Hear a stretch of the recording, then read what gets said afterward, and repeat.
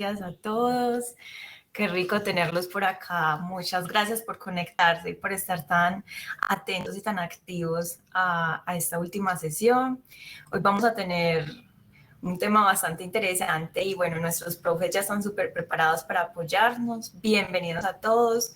Recuerden que como siempre hacer todas las preguntas que tengamos, aprovechar que tenemos aquí a nuestros profes con toda la disposición para ayudarnos, para entender estos conceptos y bueno, a darla toda en este espacio.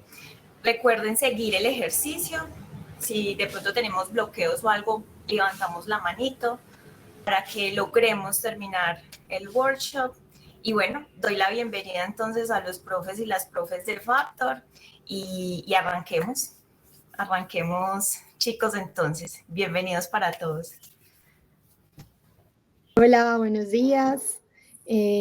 Bueno, estamos, como decía Daniela, muy contentos de ya estar en nuestra última sesión. Esperemos que estén aprendiendo un montón. La sesión de hoy es súper interesante porque ya las últimas 2 sesiones hemos venido aprendiendo a familiarizarnos con los datos, a hacer modelación, pero hoy por fin vamos a trabajar en cómo poner a disposición de los demás estos modelos, que no solamente nosotros los usemos solitos, sino que también otras personas los puedan usar a través de una API y a través de una herramienta como Docker para hacer el despliegue.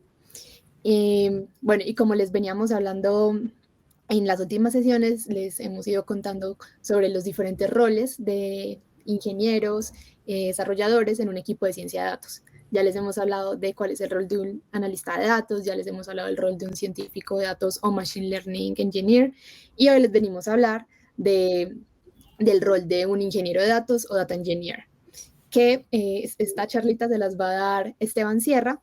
Él es un ingeniero de datos de Factor, es pues de profesiones ingeniero de sistemas de EAFIT y también ahorita está haciendo su especialidad en ingeniería de software también en EAFIT. Es súper teso en la empresa. Él nos ha colaborado también mucho con tareas de automatización. Entonces, bueno, aprovechen un montón a escucharlo de su experiencia y de qué es lo que hace un ingeniero de datos en las empresas que ahorita son tan deseados en todas las empresas. No sé si lo han notado en las ofertas de trabajo, que a cada rato, ingeniero de datos, ingeniero de datos. Entonces, bueno, veamos de qué se trata. Entonces, te doy la palabra, Esteban. Listo, buenos días, la verdad, gracias pues como por la invitación, desde Factor, gracias pues como por la invitación a participar del evento de hoy. Como les decía Vale, hoy vamos a hablar un poco de ese rol dentro de los equipos de datos, que es el ingeniero de datos, y además de eso, pues de contarles qué es el rol, cuáles son las responsabilidades, vamos a hablar un poquito de qué son o cuáles son los principales tipos de almacenamiento de datos en el mundo del data science, porque créanme que lo van a ver muy a menudo y entonces como que importante también familiarizarse un poco con los temas.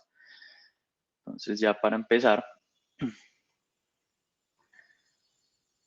listo, ya estamos viendo la pantalla, ¿cierto?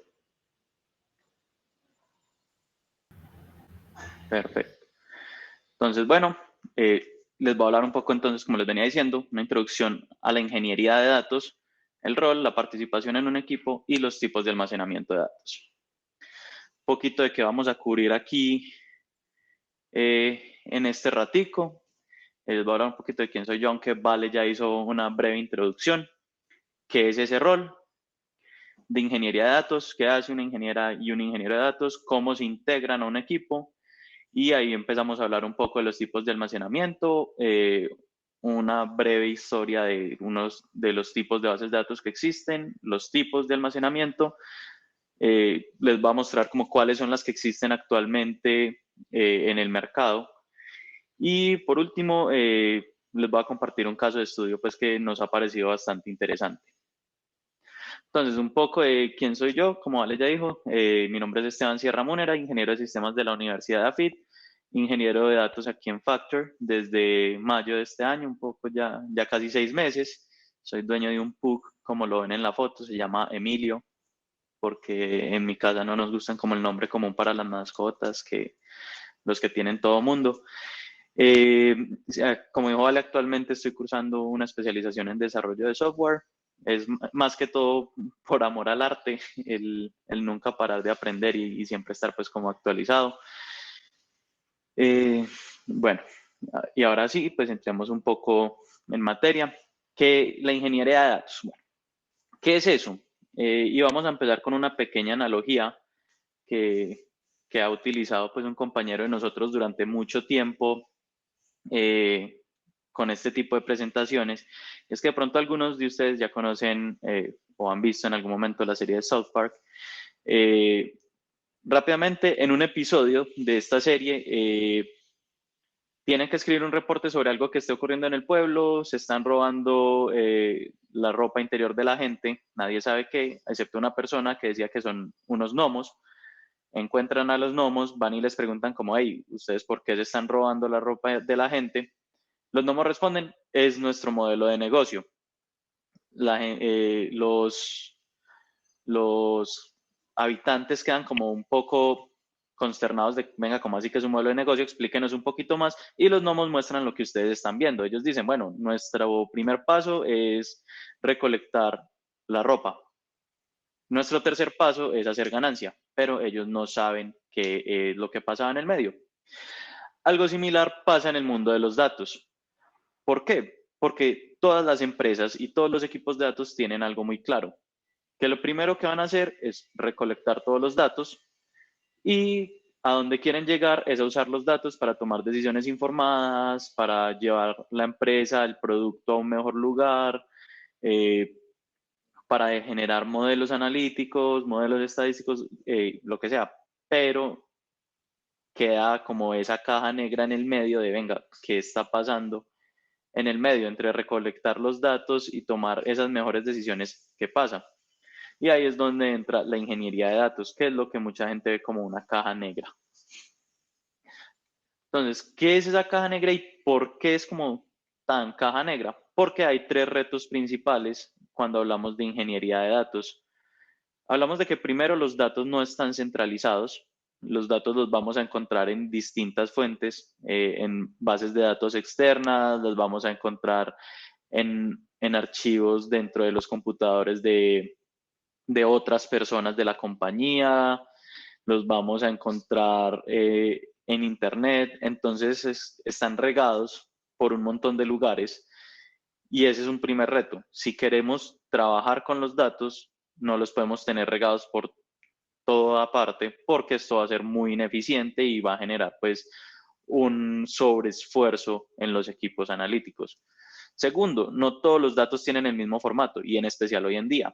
Antes, cuando se empezó a hablar de equipos de datos y de analítica, pues era todo como relativamente estándar, archivos de texto, tablas de Excel, y todo tenía un formato muy similar.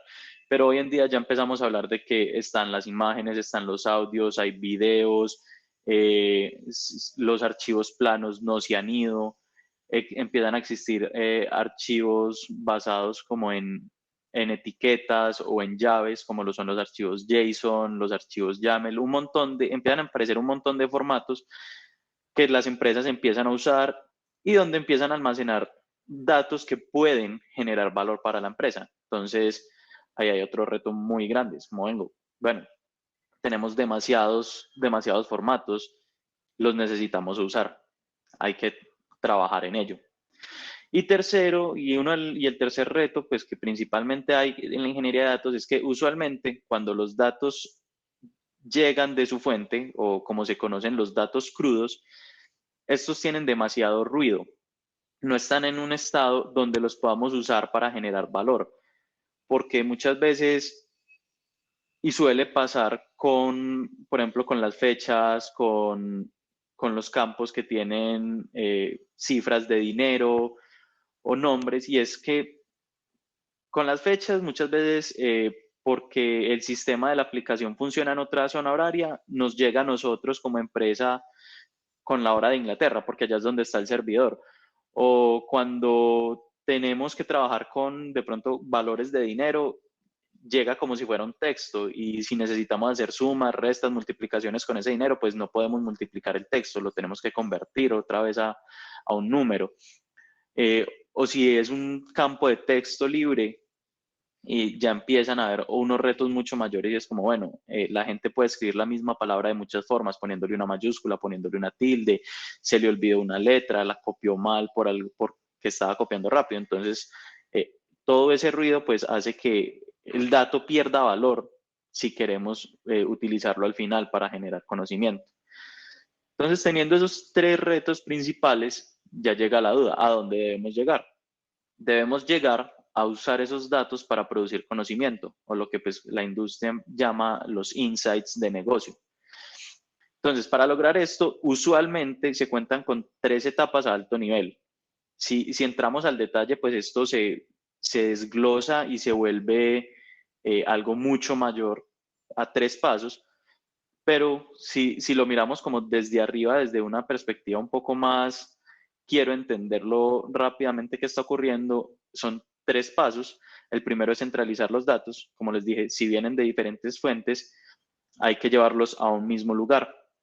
Y ya vamos a hablar de esos lugares que existen, a dónde llevar los datos.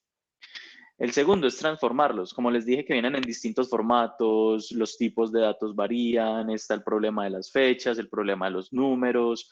Entonces, ¿qué tenemos que hacer? Tenemos que limpiarlos, tenemos que quitar ese ruido de los datos. Y además de eso, en las transformaciones solemos aumentar los datos y enriquecerlos. ¿Qué es esto? Es sobre los datos que ya tenemos, hacer cálculos, sacar nuevos datos con base en los que ya existen, de forma que dejemos de tener solo datos y empecemos a generar información, y esa información más adelante, con el contexto de negocio, con el contexto del producto, se empiezan a volver en conocimiento. Y pues ese es el tercer y último paso, que es el generar conocimiento y con ese conocimiento poder tomar las decisiones. ¿Dónde están los ingenieros de datos? Los ingenieros de datos están en el punto 1 y en el punto 2. El punto 3 usualmente lo hacen los equipos de los analistas de datos, los analistas de inteligencia de negocios, e inclusive, pues, inclusive a veces los Machine Learning Engineers se pegan pues como de esos datos ya transformados. Entonces, la tarea principal de la ingeniería de datos se centra en la centralización de los datos y en la transformación de ellos. Y va a sonar contradictorio lo que sigue, pero bueno, entonces, ¿cuál es el rol como tal? ¿Y qué hace una ingeniera de datos? Es la persona encargada de crear sistemas para empoderar la organización. Entonces, va a sonar contradictorio por lo que les acabo de decir, porque es que no es solo mover y transformar los datos.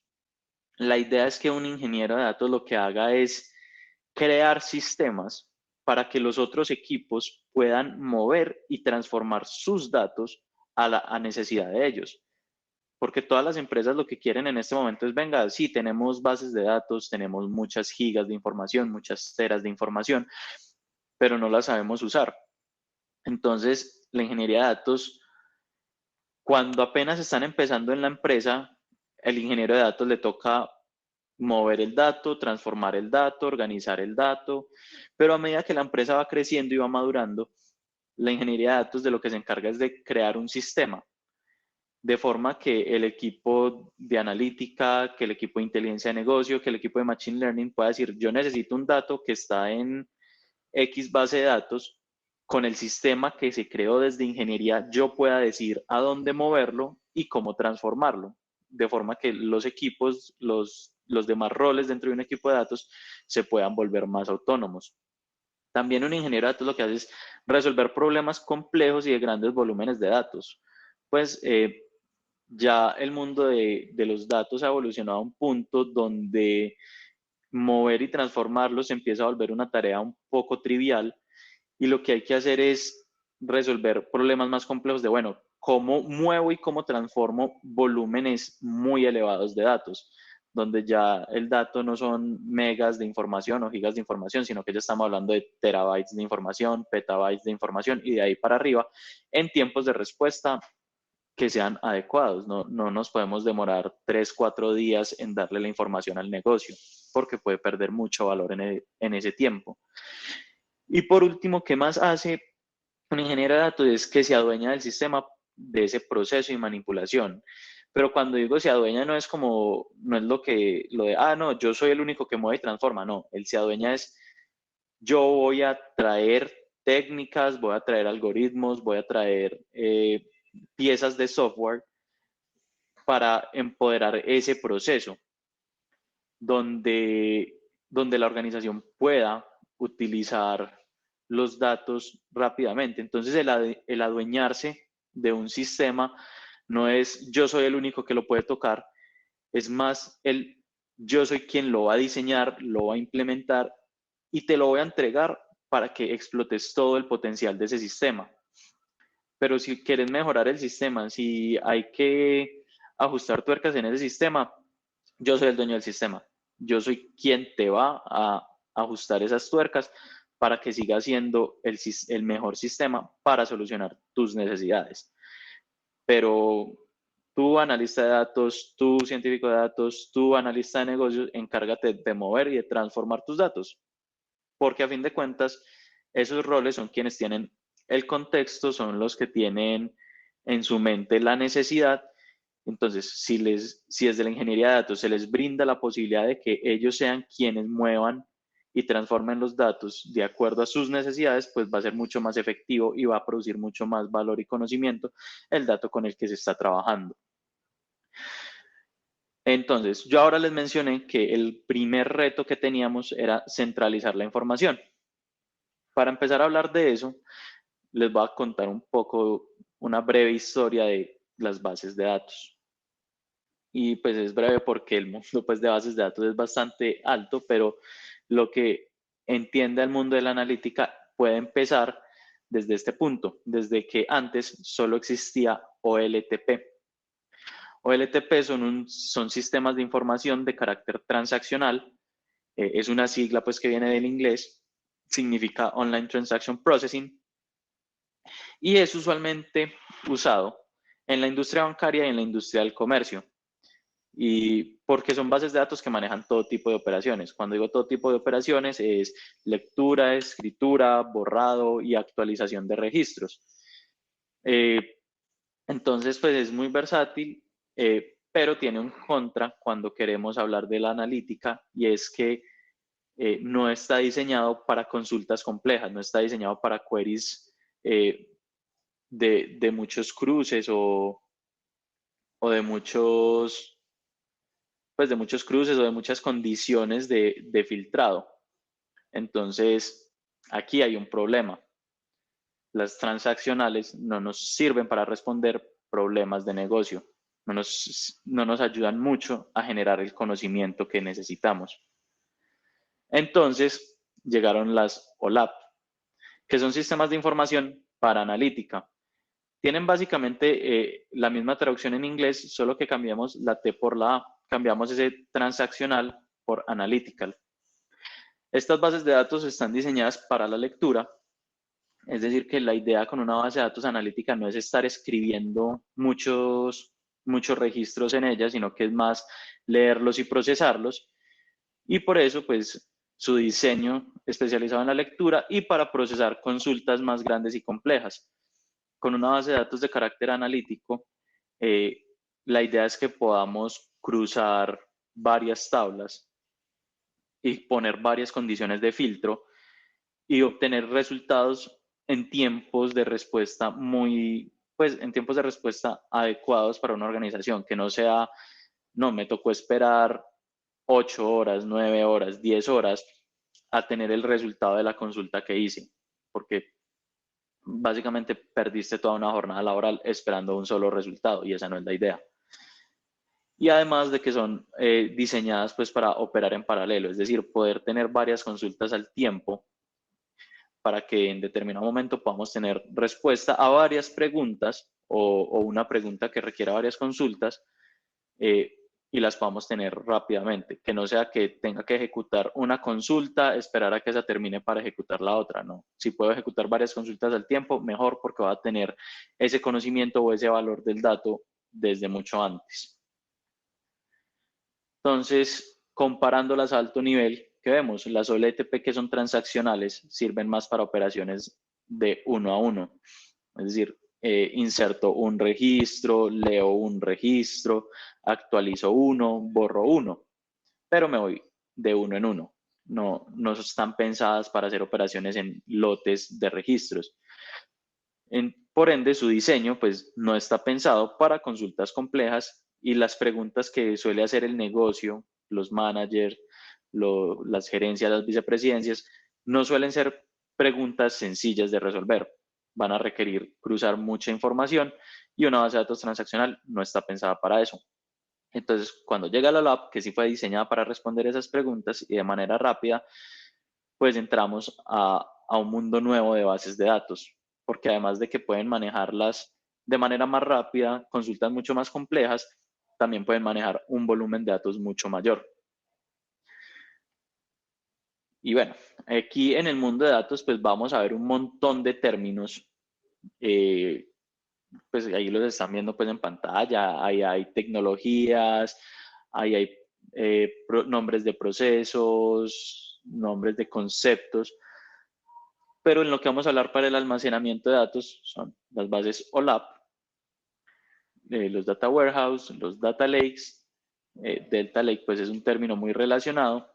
Hay una palabra que me faltó ahí y es el data lakehouse. ¿Por qué? Porque listo, entonces ya tenemos tantos datos, tenemos teras de información, tenemos petas de información, donde los almacenamos para poderlos utilizar en el negocio, para que nos generen valor. El primero es el data warehouse, traducido en español, pues se encontraría como el almacén de datos. No es muy común escuchar traducciones de esto, entonces, pues les dejo el nombre, pero créanme que van a encontrar mucha más información al respecto si lo buscan por su nombre en inglés, que es data warehouse. Este tiene una característica de que es un repositorio central de datos. Este es una de las soluciones para ese primer punto de qué hacemos con los datos que están regados por todas partes. Es capaz de nutrirse de distintas fuentes. Entonces, si yo como empresa me conecto a la base de datos de mi servicio al cliente, a la base de datos de mi aplicación, personas de marketing necesitan cruzar información, necesitan ver reportes. Todos esos datos los puedo cargar aquí en este warehouse. Entonces me permite tener múltiples fuentes nutriendo el warehouse. Los warehouses son el motor detrás de las herramientas analíticas. Entonces, detrás de los visualizadores, detrás de los dashboards, de las herramientas de reportería, están los warehouses. Entonces, son una parte importante, una parte clave en una infraestructura de datos.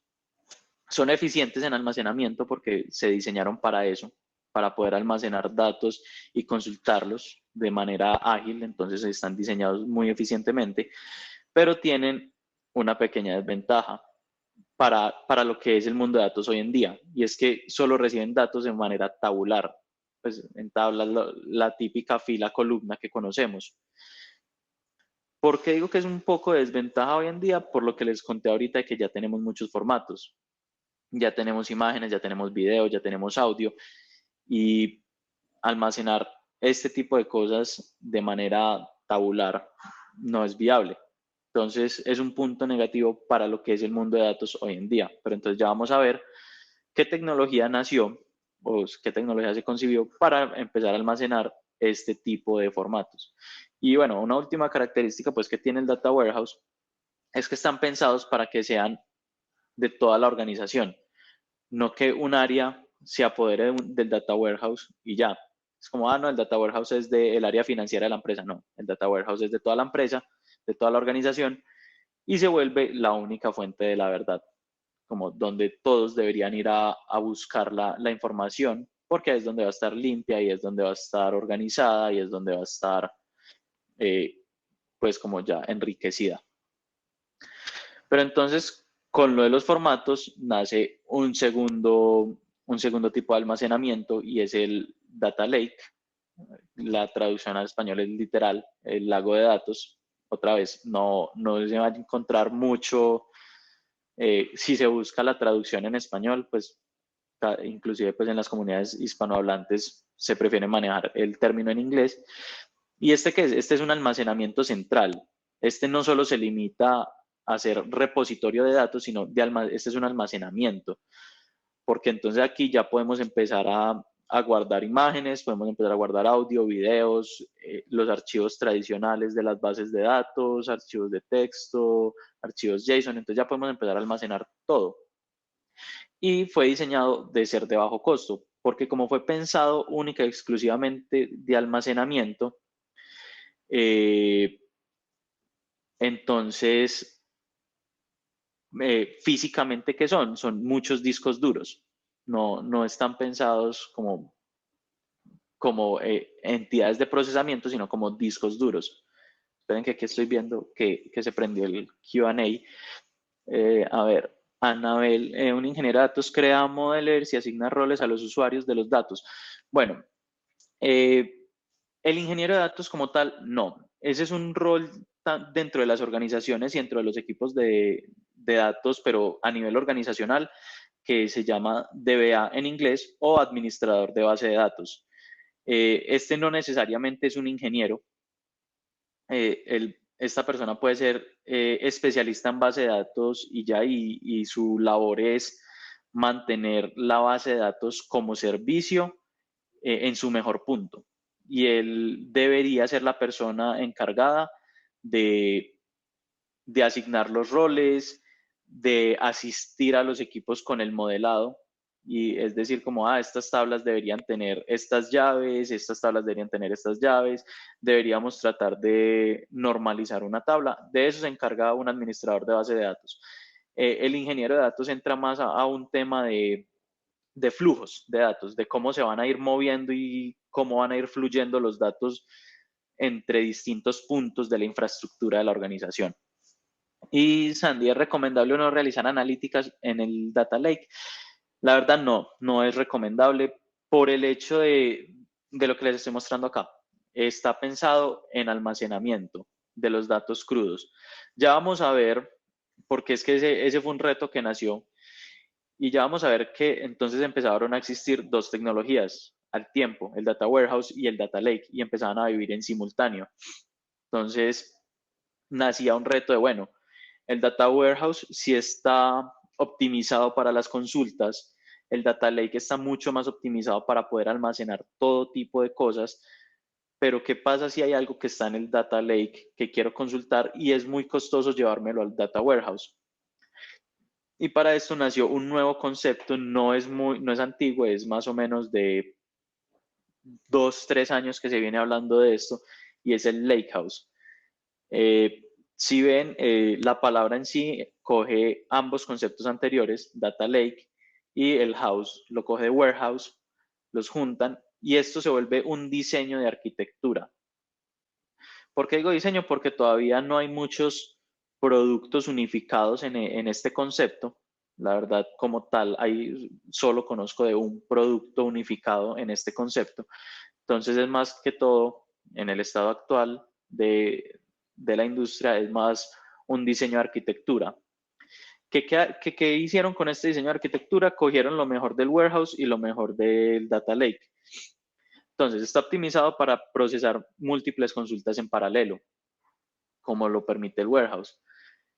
Y permite hacer consultas complejas, pero ya trae como este nuevo paso, y es que permite hacer consultas complejas tanto en el Data Lake como en el Data Warehouse, porque su parte de Data Lake la empieza a optimizar, le empieza a poner ciertos metadatos de control que le permiten hacer operaciones sobre la información que está en el Data Lake. Y la parte de Data Warehouse, pues como sigue siendo pensada para consulta, pues va a seguir operando de manera óptima. Como ya esta solución lo que pretende es unificar el Data Lake y el Data Warehouse, va a simplificar en las organizaciones el gobierno de datos. Ya no va a tener alguien que estar mirando qué se puede acceder dentro del Data Lake, dentro del Data Warehouse por aparte, sino que ya en una sola plataforma, en un solo lugar, se va a poder administrar ese gobierno de datos, el catálogo de datos, y todo este tema de la relación de los datos con los usuarios.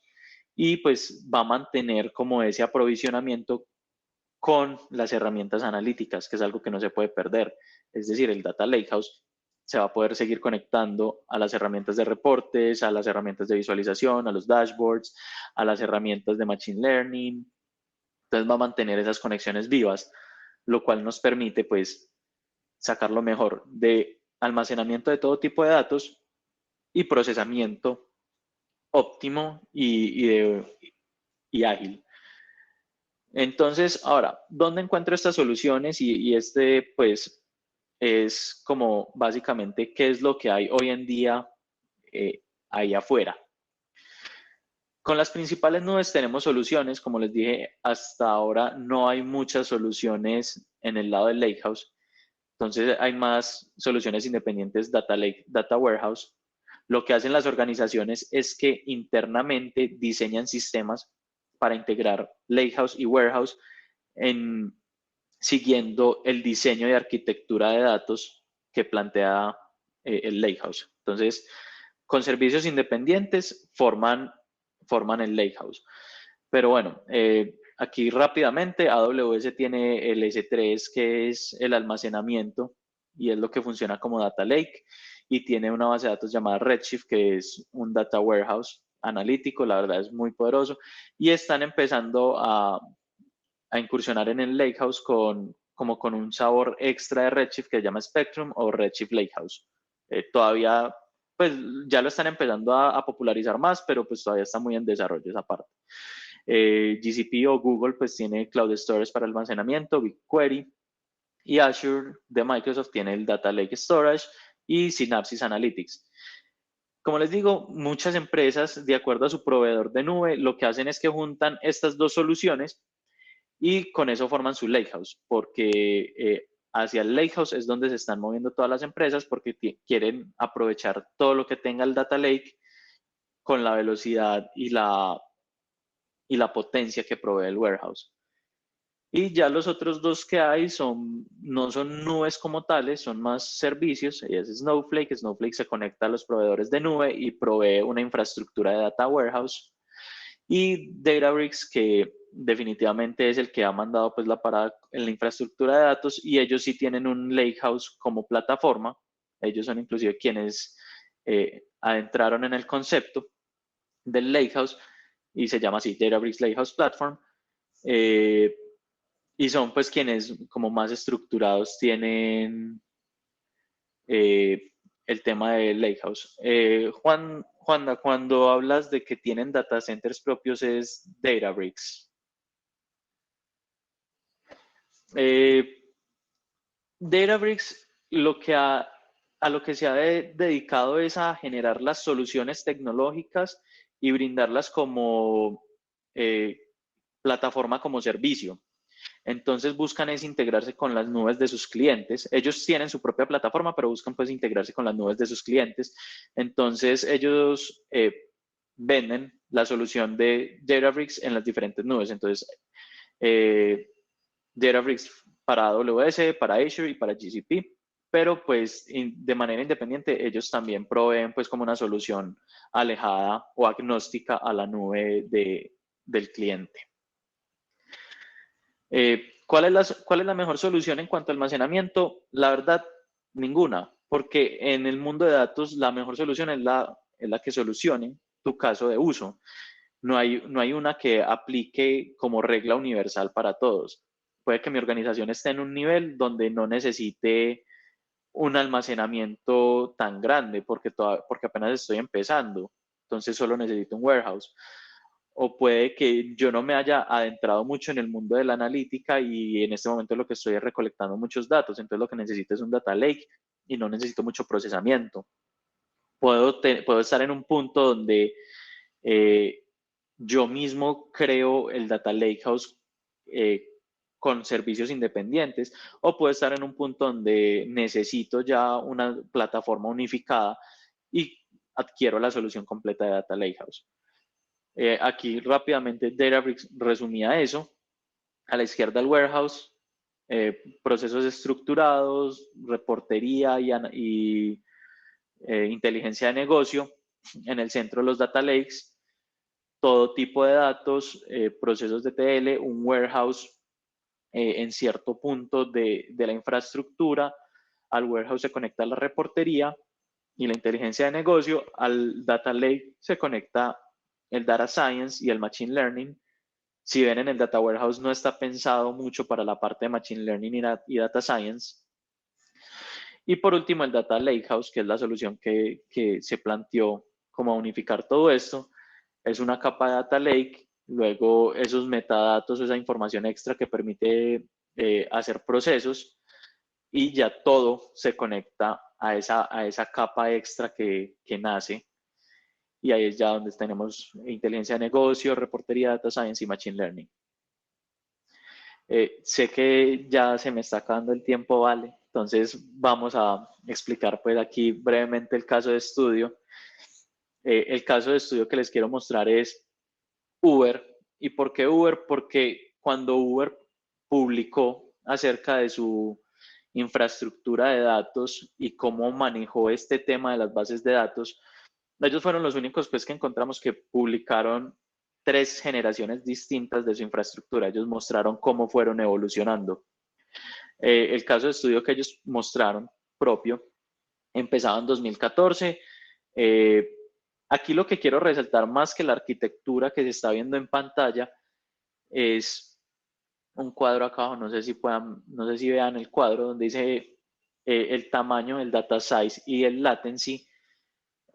Uber decía que en 2014 y entre 2014 y 2015 manejaban decenas de terabytes de información, pero que se demoraban de 24 a 48 horas en volver la información que el negocio podía utilizar, en generar conocimiento.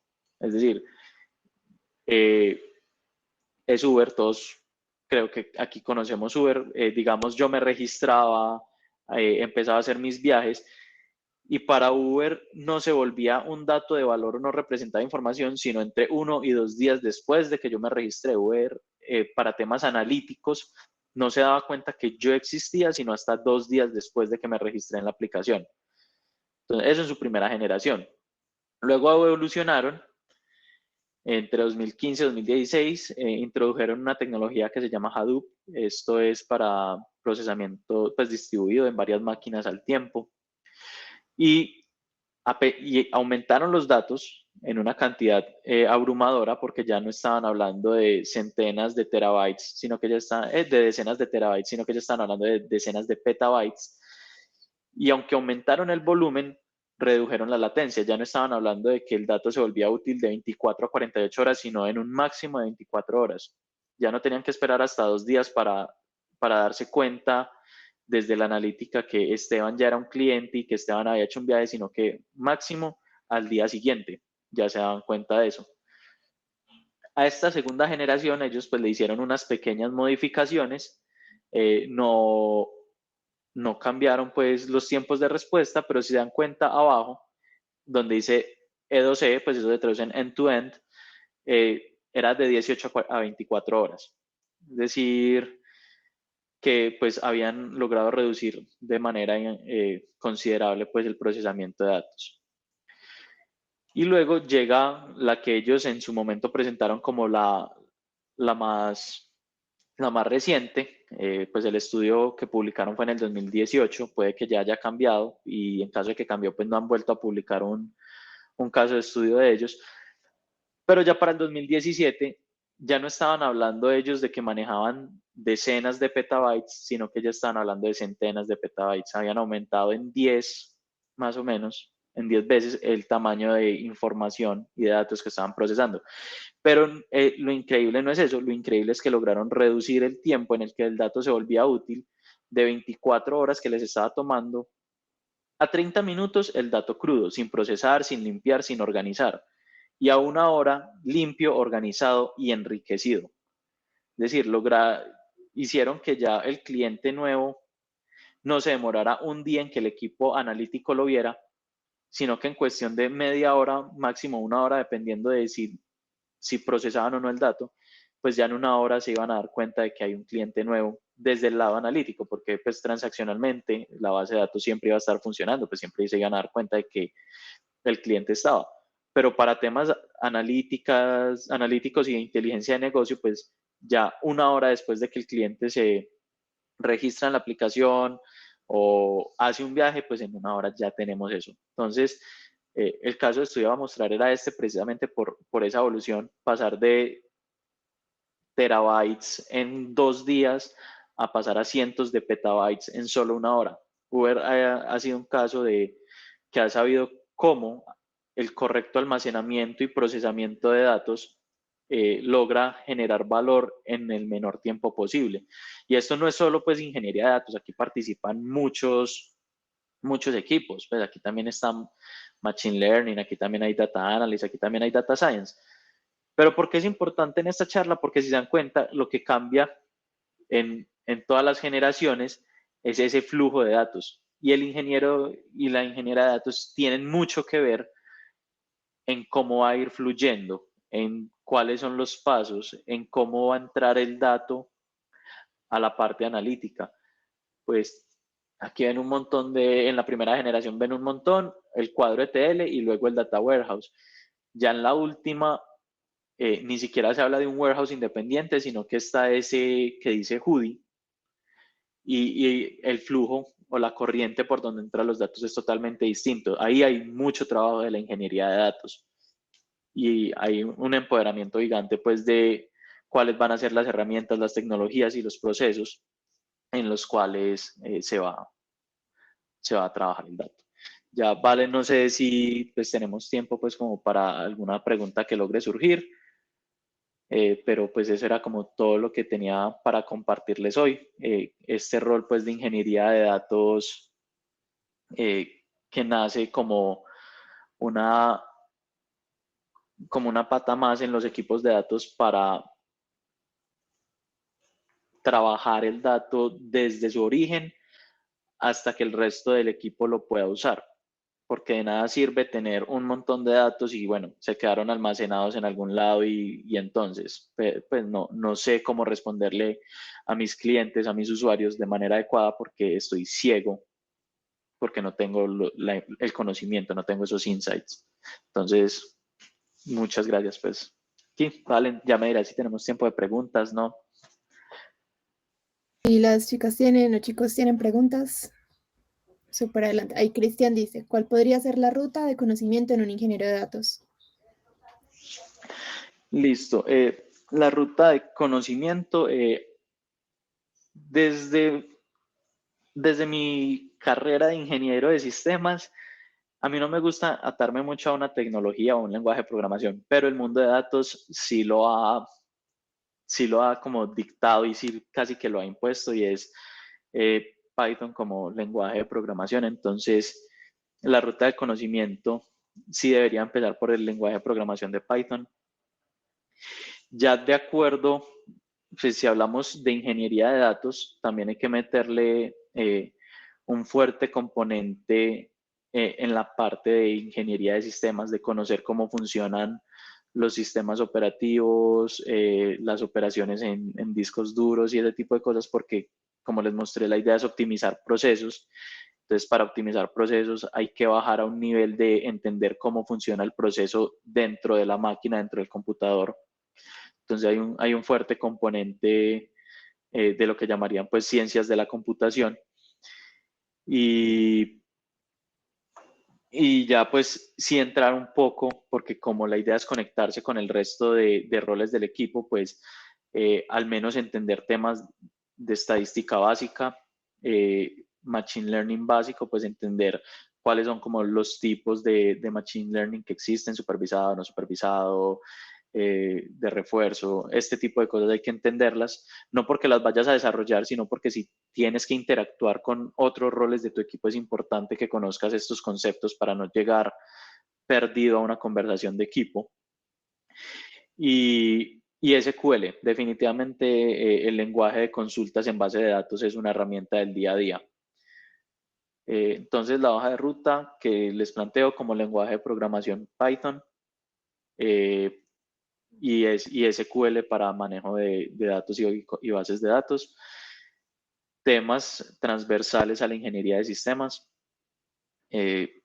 sistemas operativos, cómo funcionan, tipos de máquinas y temas generales, pueden ser literalmente los basics de los otros roles con los que compartan en un equipo. Si el equipo está compuesto más de analistas de datos y ellos manejan mucho herramientas de visualización, aprendan un poquito de herramientas de visualización, de cómo funciona Tableau por encima, cómo funciona Metabase, cómo funciona Periscope, todas esas herramientas.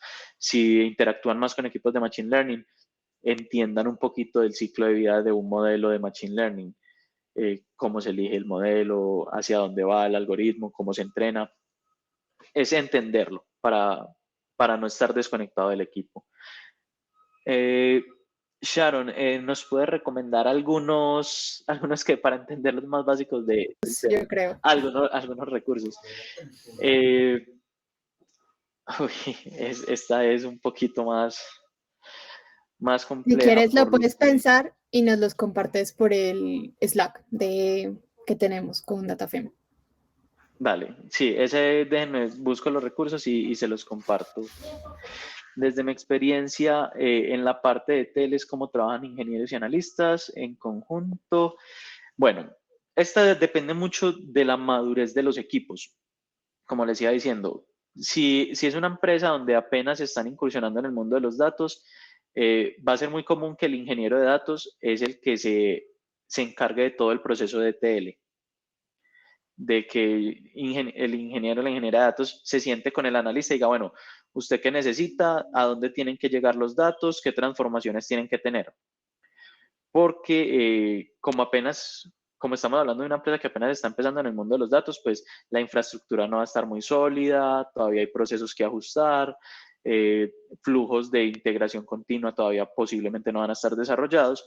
Entonces es mejor mantener como la especialidad técnica en un solo rol, en un solo equipo. A medida que va madurando la organización y van madurando los equipos de datos, ahí es donde entra lo que les contaba de crear sistemas, donde entonces ya el ingeniero haya logrado desarrollar como alguna herramienta que pueda usar los distintos equipos, los analistas, los machine learning, donde ellos mismos sean como, ok, sé que mi dato existe, el origen de mi dato es esta base de datos, el sistema recibe una configuración específica y donde le voy a decir qué transformación necesito, a dónde tiene que llegar. El analista o el Machine Learning Engineer ingresa esa configuración y el sistema ya desarrollado por el ingeniero de datos se encarga del proceso. Ahí ya hay un trabajo un poco más en conjunto porque pues van a surgir dudas, pueden surgir alguna falla en el proceso, pero ya es más como de pulir o lo que llamarían ahí como la carpintería, los últimos toques.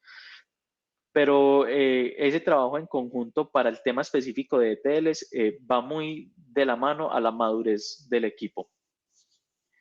Tuve que trabajar con Apache Beam en un proyecto, pero no era muy conocido como otras tecnologías como Spark o Hadoop. ¿Se está utilizando Apache Beam o conviene utilizar otras? Bueno, los stacks tecnológicos van muy de la mano de las industrias y de las empresas, o al menos en lo que yo he notado. Entre más tiempo lleve la empresa existiendo, es más probable que utilicen tecnologías un poco más legadas o que ya la comunidad no está como adoptando mucho. Entre más nueva la empresa, pues se tiende a intentar utilizar como lo último que haya en el mercado. No está mal conocer Apache Beam, no, si te soy sincero, no soy el que más lo haya visto en uso en la industria. Y definitivamente Spark, más que Hadoop, Spark es el que está empezando, pues se está haciendo sentir más que el resto. Mucho tiene que ver Databricks, porque Databricks son los mismos que están detrás de Databricks, son los que desarrollaron Apache Spark. Entonces, si se impulsa la plataforma de Databricks, se impulsa el uso de Spark. Entonces, recomendación, sí concentrarse un poquito más en Spark. No está de más conocer Beam, porque puedes llegar a una empresa donde Apache Beam sea la tecnología a usar, y hay empresas que todavía utilizan mucho los sistemas Hadoop. pero si me preguntan en qué me concentraría yo, en Spark. En términos de certificado, obtenerlos. Sí, la verdad, sí, pero muy enfocado al desarrollo profesional que uno quiera tener. Muchas veces la gente se encariña con alguna nube, entonces es bueno pues como tener los certificados de esa nube.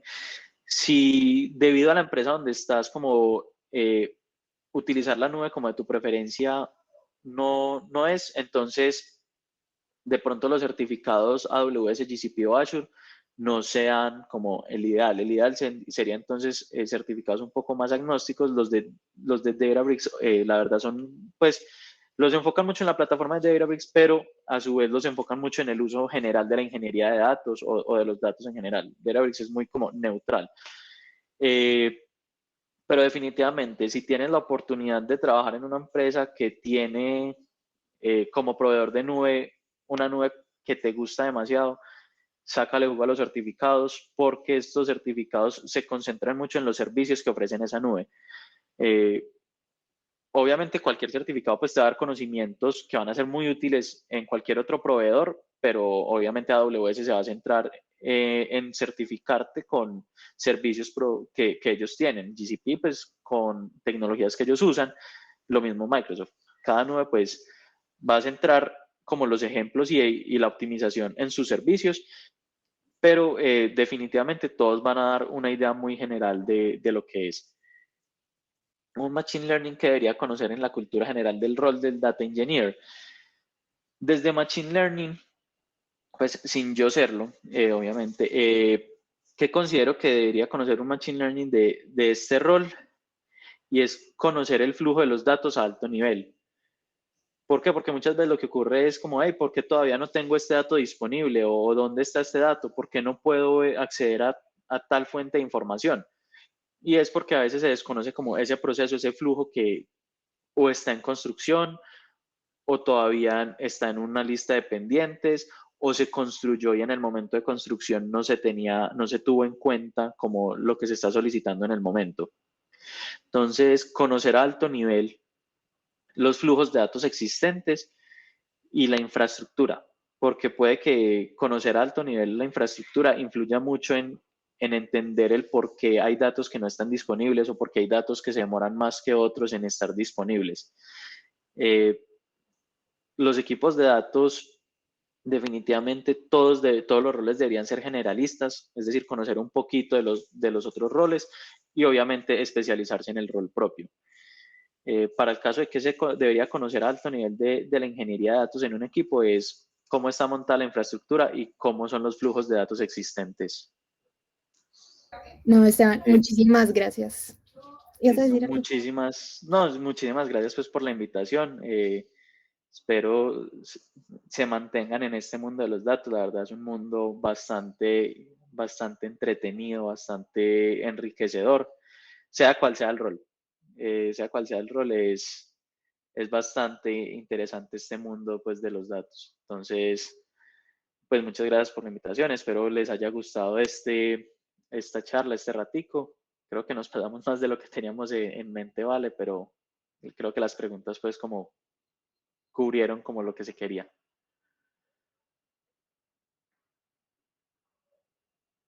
Vale, estás en mute.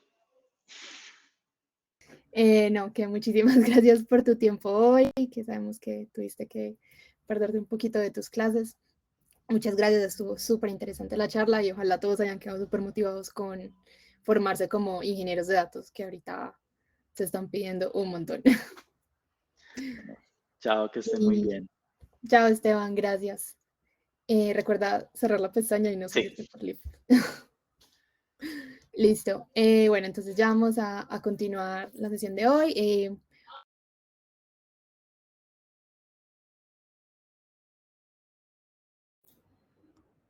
Estás Quitar el mute, bueno. Les decía que ahí están viendo las fotos de las personas, ¿cierto? Sí, ya las veo. Bueno. Bueno, les iba a comentar que les quiero presentar así rápidamente a las personas que nos acompañan hoy para esta sesión. Bueno, tuvimos a 2 personas que desafortunadamente no nos van a poder acompañar, pero en el momento estamos Raquel, nuestra data analyst de Factor, que ya nos acompaña en otras sesiones, a Daniela, que ya la conocen, que dirigió la primera sesión, a Carlos, que dirigió la segunda sesión. Hoy no nos acompaña David, está Esteban, que es súper crack en toda esta parte de Fast API. Me ayudó mucho con esta sesión, es ingeniero de Machine Learning en Factor, es la primera vez que nos acompaña, así como estos otros 3 personajes que son Juan David Gil, que también él fue el primer empleado de Factor, entonces bueno, ya algunos habrán escuchado de él, también ingeniero de Learning y Tech Lead en Factor. Tenemos a Sebastián Patiño, que ahorita nos va a ayudar un poquito con la parte de Docker Desktop. También es Machine Learning Engineer, y lo mismo que Juan Camilo Henao, también es un Machine Learning Engineer de Factor. Entonces, bueno, hoy estamos muy felices de acompañarlos. Y bueno, ya para arrancar, como les comenta, bueno, miremos los contenidos de la sesión de hoy. Entonces, lo que vamos a aprender hoy. Hoy vamos a aprender a escribir una API utilizando FastAPI. Vamos a aprender qué es un endpoint, cómo generarlos, cómo correr aplicaciones localmente y cómo probarlo con datos de entrada. Y finalmente vamos a construir un contenedor de Docker para desplegar nuestra API. Entonces vamos a aprender a escribir un Dockerfile, cuáles son los diferentes comandos que componen un Dockerfile y cómo crear y correr Docker containers. Entonces, bueno, hoy, la sesión de hoy tiene una exigencia grande como en requerimientos para tener en nuestros computadores. Entonces, bueno, por un lado están como las dependencias que necesitamos pues en nuestro entorno, pues con Python para hacer toda la parte de FastAPI, pero por otro lado necesitamos, así como requisito, tener el Docker Desktop para poder hacer nuestro Docker Container. Entonces, por eso, Sharon me va a colaborar con una encuesta. Vamos a ver quiénes lograron hacer la instalación, quiénes no, porque vamos a hacer ahorita como una mini sesión donde Sebastián nos va a mostrar cómo es la instalación, pero nos gustaría saber quiénes lo lograron hacer y quiénes todavía no han hecho la instalación. Entonces, porfis, Sharon, si nos puedes mostrar. Eso se ve súper bien, que casi todos ya lo tienen instalado. Esta pregunta es súper importante porque con esto vamos a decidir si dar ya como esa introducción de cómo hacer la instalación para los que no la lograron instalar, porque requisito pues es que al menos hayan descargado el Docker Desktop, porque eso pues se tarda un buen tiempo. A mí se me tardó como casi media hora la descarga. Entonces, sí, lo que veo es cierto, y ya al menos las otras personas que no lo tienen instalado ya lo tienen descargado, entonces podríamos continuar con los pasos para la instalación para quienes no hayan logrado. Vamos entonces a arrancar con Sebastián, que nos va a mostrar cómo es la instalación. Pero antes, solo las personas que ya están adelantadas, les podría hacer una pequeña recomendación que les voy a mostrar acá. Para la primera parte de la sesión, que va a ser la creación de APIs con FastAPI, necesitamos que en el entorno de desarrollo que vamos a usar tengan estas dependencias. Ayer yo les pasé unas dependencias, pero esas eran para el Dockerfile. Pero para trabajar con FastAPI, por ejemplo, es súper importante que tengamos FastAPI y Ubicorn.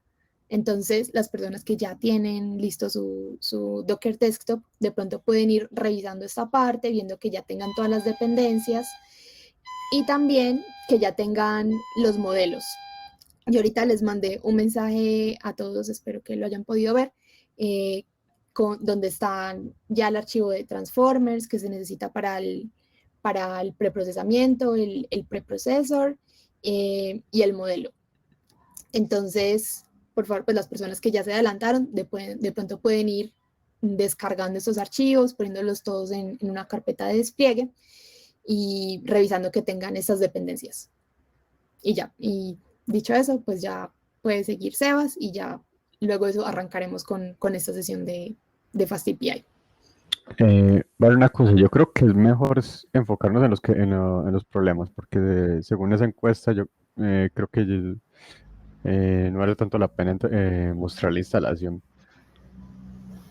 Claro, sí, Bueno, sobre todo porque casi seguro que en mi entorno va a salir sin problemas y no creo que eso ayude mucho a los que están teniendo los problemas en este momento. Así que yo creo que es más fácil bueno, enfocarnos en los tres que respondieron a la encuesta que dijeron que tienen problemas en la instalación. bueno, lo que podríamos hacer es ponernos entonces en grupos, no sé cómo podríamos orientar a esas 3 personas.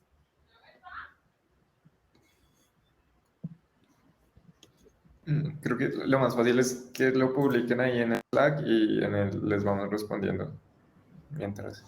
Sí, Ok, igual lo que vamos a hacer es que este primer checkpoint entonces sea más largo para dar más tiempo como a responder esas dudas. Y sí, en vez de que Sebas haga como toda la explicación, entonces más bien los que no lograron hacer bien la instalación, mándennos entonces los pantallazos de los errores y Sebas les va a tratar de dar ahí apoyo por el Slack.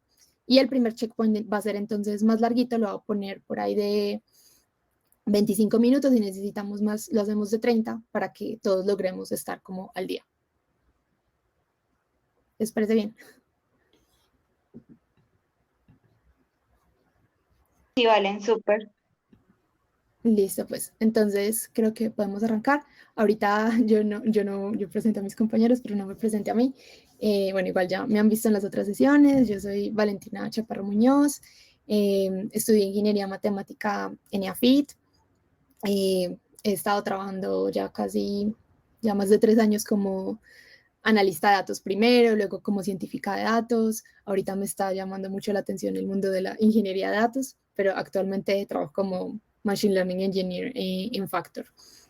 ¿Qué más les cuento? Así como dato curioso, me gustan mucho las artes, me gusta mucho pintar, y me gusta mucho leer. Y también me encanta la naturaleza y todos los planes que son así como al aire libre. Ya eso como para contarles un poquito sobre mí. Otra cosa es que yo no soy... hace no mucho empecé a trabajar con FastAPI y con Docker y me pareció algo demasiado poderoso para que podamos poner al servicio de las otras personas pues, los modelos que hacemos. Porque cuando uno se queda en solamente un Colab o un notebook, pues hay muchas limitaciones. Lo puedes usar tú, lo podrán usar otras pocas personas, pero con Docker eso te abre un mundo de posibilidades donde cualquier persona desde cualquier computador puede utilizar el desarrollo que tú hiciste. Entonces es algo súper poderoso. Y bueno, entonces para las personas que no están muy familiarizadas, quise poner acá una sección de conceptos básicos que quiero como pasar así rápidamente. Igual acá los pueden leer. ¿Qué es una API? Una API pues, viene de la palabra, pues de las siglas Application Programming Interface o interfaz de programación de aplicaciones y es lo que permite que 2 sistemas o aplicaciones se comuniquen entre sí. Entonces una API lo que proporciona es ese lenguaje, son esas reglas para que 2 sistemas se puedan comunicar. Y cada API tiene sus reglas y lo que nos dicen cómo se va a determinar como esa transferencia de información. Por lo general las APIs utilizan solicitudes HTTP, que en esta sesión vamos a ver 2 tipos de solicitudes HTTP, que son los GET y los POST, que ya iremos como ahondando más en eso. Las APIs están en todos lados. Nosotros cada vez que buscamos en internet que cuál es el valor de la TRM de hoy, cuando miramos el clima, cuando mandamos un mensaje por WhatsApp, todo son APIs. Lo que pasa es que nosotros, acá les quería mencionar, es que nosotros por lo general no vemos como lo que está detrás de la API. Por lo general, pues las aplicaciones tienen lo que es un back y un front, o backend y frontend. Nosotros como usuarios solemos interactuar con el frontend, o sea, donde está como toda esa parte visual que se ve bonita. Nosotros vemos, no sé, Instagram, vemos pues sí, como toda esa interfaz donde están las fotos, los mensajes y es muy fácil para nosotros interactuar. Nosotros solamente estamos mirando esa parte del front, no estamos viendo el back, que es como donde está toda esa lógica de negocio, donde están los modelos, donde están como todas esas reglas de comunicación. Lo que vamos a ver hoy es cómo construir esa parte de back, esa lógica que está detrás de una aplicación. Hoy no vamos a ver nada de front, eso pues ya a lo mejor más adelante lo podemos ver. Y por eso es que es tan bacano que vayamos a utilizar en esta ocasión FastAPI, porque FastAPI es un framework súper útil para, súper fácil de aprender, súper rápido, para poner nuestras aplicaciones y modelos en producción en súper poquito tiempo. FastAPI, lo que se llama precisamente FastAPI de Fast API, porque es muy rápido. Antes lo que más, pues, lo que siempre se ha utilizado, sobre todo para las APIs, es JavaScript, se ha utilizado mucho Node.js, pero digamos que esto ha sido como una limitante para las personas que no manejamos JavaScript. Yo, por ejemplo, pues no tengo mucha experiencia en JavaScript, en cambio sí tengo mucha experiencia con Python, y por eso es que es tan amigable para los usuarios de Python empezar a trabajar con FastAPI. Y lo bueno es que tiene unas ventajas, lo que le da esta rapidez es, por ejemplo, pues la forma como está construido FastAPI, que por ejemplo le da mucha importancia a los tipos de, pues a poner como los tipos de los datos que utilizamos, tiene las ventajas de concurrencia y comportamiento asíncrono, que es como algo muy común en, pues algo que encontramos en Flask y Django. Entonces es súper poderoso FastAPI. Y bueno, acá me había saltado la parte de que existen las API SOAP y las API REST. Lo que vamos a trabajar hoy principalmente es una API REST. Las REST son las que trabajan con este protocolo de HTTP, donde están estas solicitudes de GET, POST, PUT y DELETE, pero como les decía, hoy vamos a trabajar solamente con GET y con POST. Ambas, tanto SOAP como REST, se utilizan para acceder a los servicios web. SOAP trabaja más con XML y por eso REST, digamos que es un poco como más amigable para nosotros, que se suele utilizar es más ligero, se utiliza con URL en la mayoría de los casos. Y en general es más sencillo, más amigable de usar. Y permite trabajar con diferentes como tipos de entradas. Entonces, digamos, hoy vamos a ver que con POST y con solicitudes GET y POST podemos pasar nuestros datos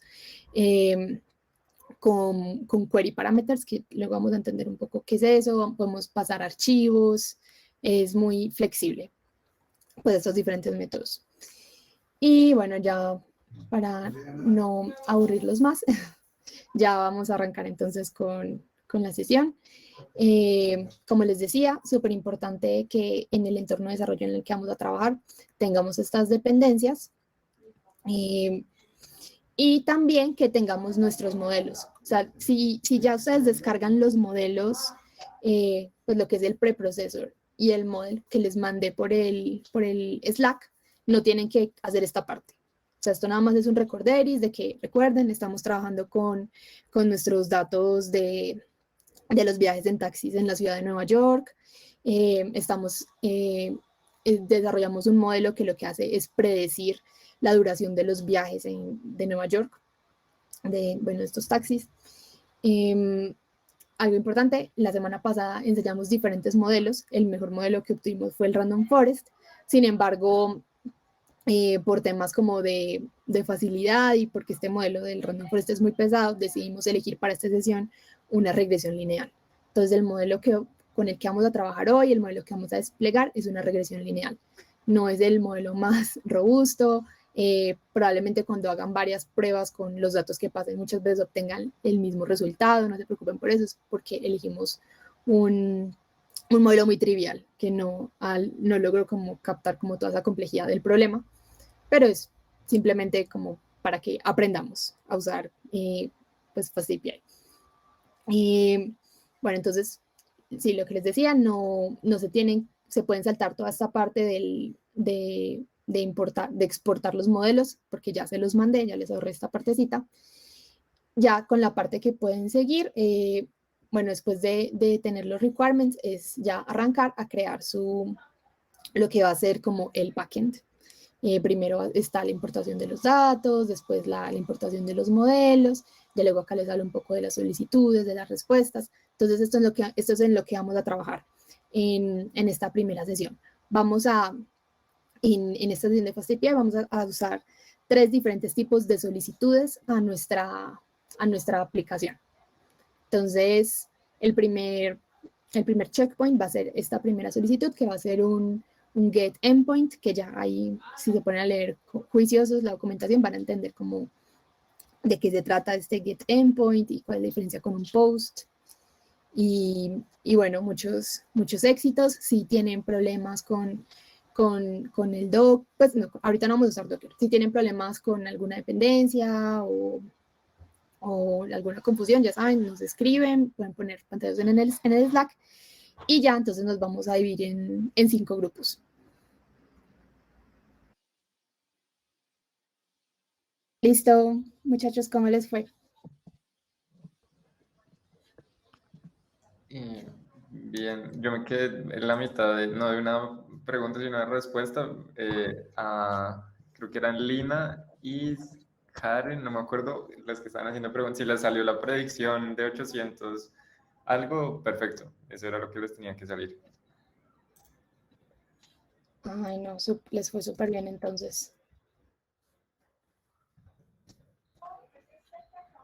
Bueno, entonces denme un segundito y ya les voy a mostrar cómo debería quedar. Listo. Entonces ahí ya están viendo mi pantalla. Sí, ya. Listo. Entonces, bueno, acá yo tengo acá los 3 endpoints, pero vamos a revisar entonces de primero. Entonces, como estábamos viendo, estamos corriendo como todo pues en la terminal para poder pues como ejecutar nuestro archivo main. Entonces acá lo ejecutamos y nos dirigimos entonces a esta página. Como les comentaba ahí, pues acá solamente estamos trabajando entonces lo que va a ser el back de nuestra aplicación, pero afortunadamente pues FastAPI ya tiene pues una documentación para facilitarnos como toda esta parte de digitar los valores. Entonces acá voy a irme trayendo esos valores que les puse del checkpoint. Acá súper importante que creo alguien me hizo la corrección, que los valores no deben estar entre comillas, sino que deben estar así tal cual. Bueno, acá hay que poner tryout. Y acá era creo que 1.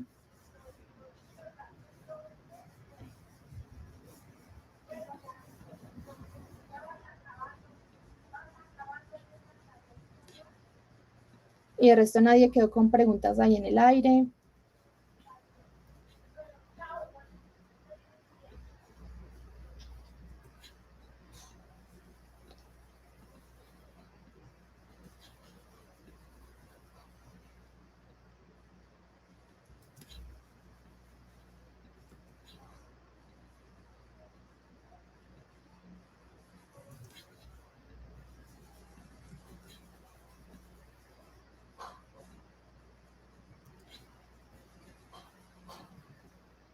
Manhattan.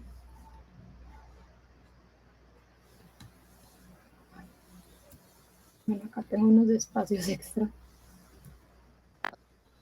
Chicos, ¿cómo vamos hasta ahí? Pongan +1 para que sepamos que van bien, van mal, les corrió, no les corrió.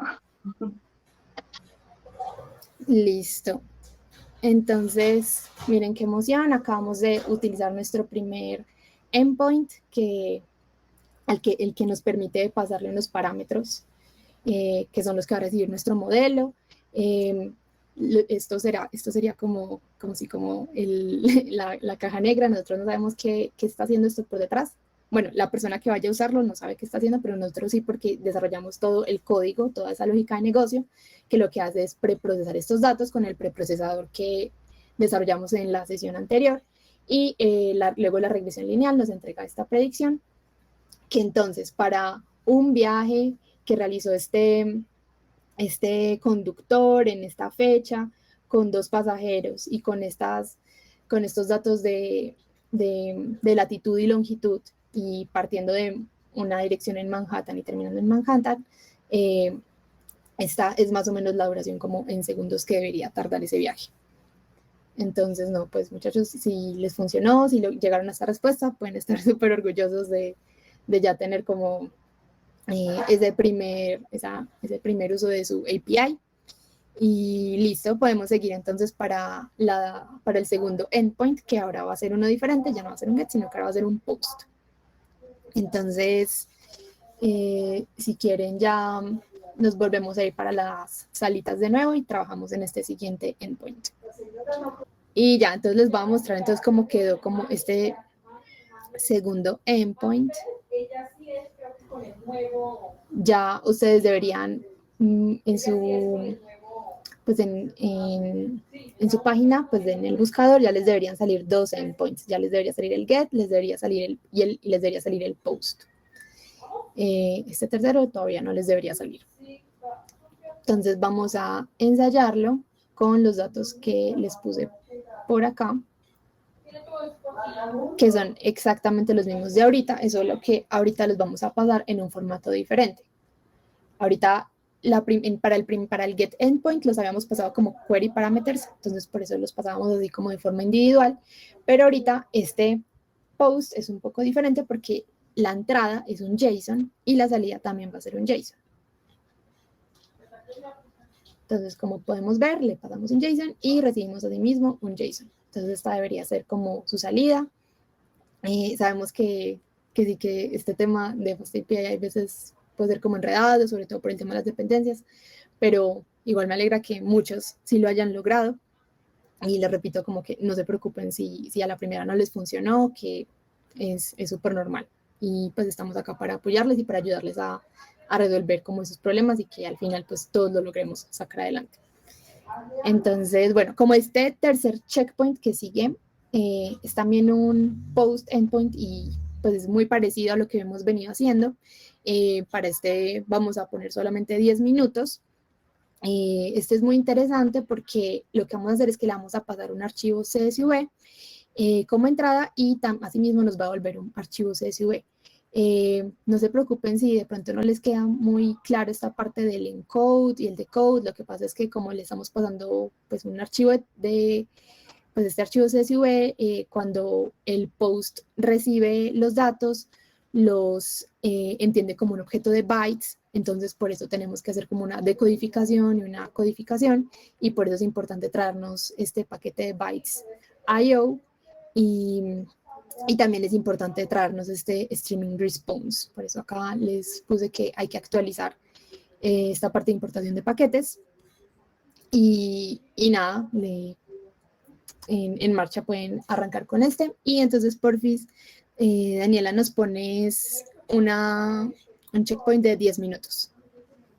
Como les acabo de ir con este tercer endpoint, que fue menos tiempo, pero ya teníamos como la práctica de los primeros dos. Quedamos en la mitad de solucionar una duda. Si quieres la terminas de aclarar por acá, pues la puedes... La duda era sobre dónde poner la clase de Taxi Trip. Básicamente la idea es que quede en ese archivo de main.py, pero que quede fuera de las funciones para poder que no les vaya a salir error de que no está identado o algo por el estilo. Y para poder que pueda ser usada la clase por la función post.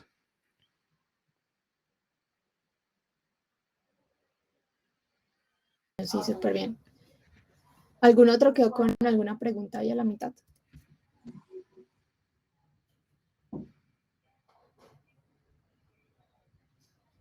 ¿No?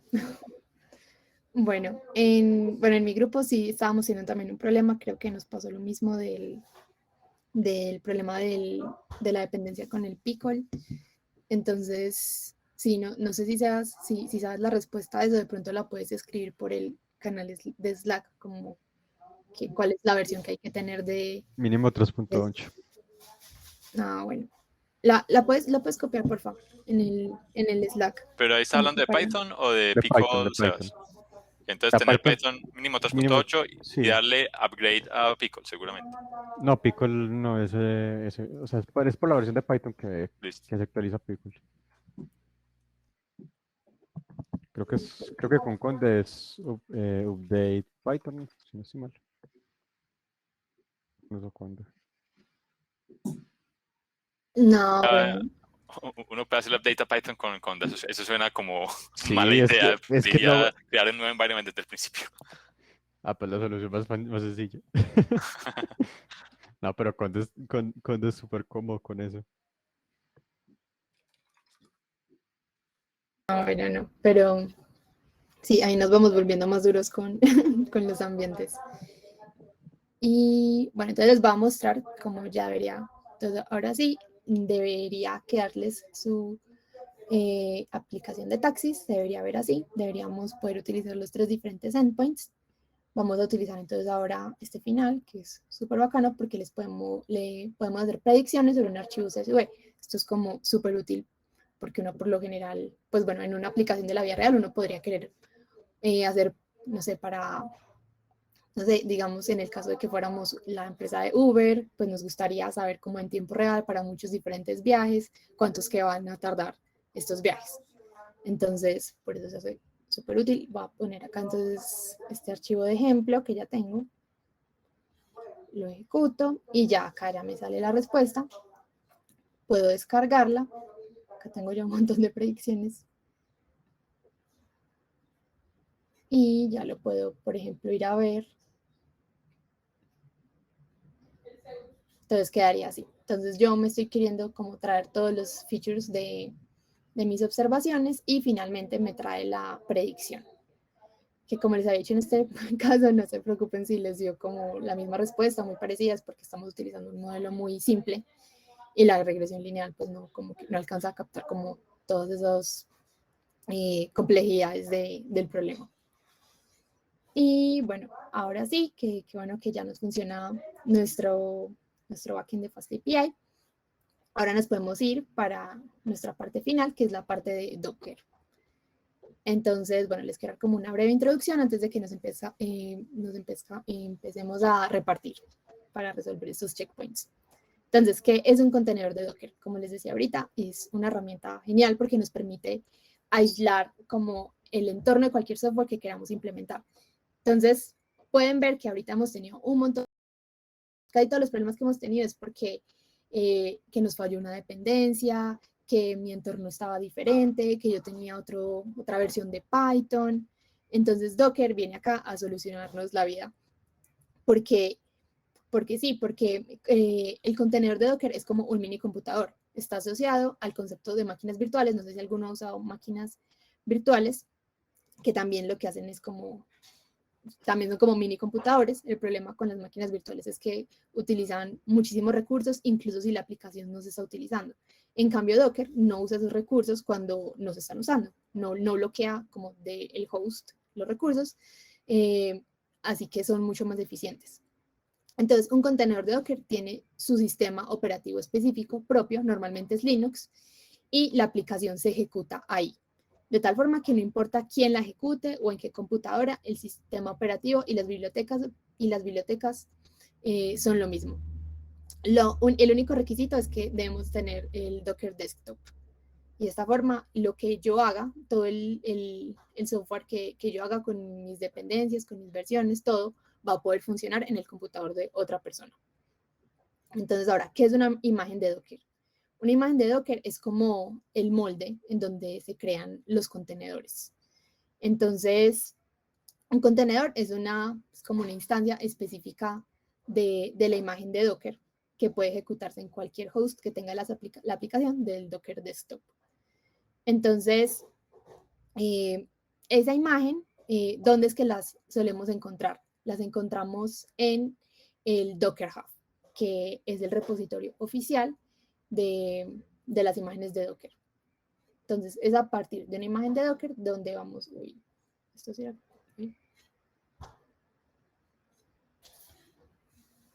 Esta sí era la página. Creo que no. ¿De Docker Hub? Sí. Sí, se me ve diferente, no sé por qué. Solo ponen cualquier cosa en el buscador, ¿no? Sí, bueno, igual acá ya lo puedo buscar. Sí. Bueno, entonces acá es donde vamos a buscar como diferentes imágenes, porque cuando vayamos a crear un contenedor, nosotros podríamos crear una imagen desde cero, sin ningún prerequisito, pero lo bueno es que Docker ya tiene como unas imágenes oficiales que son como esas reglas o esa descripción que va a tener como la máquina o el contenedor. Y pues es mucho más fácil si partimos de una imagen que ya tiene muchas de esas de esos requerimientos que necesitamos. En nuestro caso, como nuestra aplicación es con FastAPI, pues, ¿qué nos interesa? Que nuestra imagen ya tenga Python, que ya tenga FastAPI, que ya tenga Ubicorn. Entonces, por eso, nos podemos buscar acá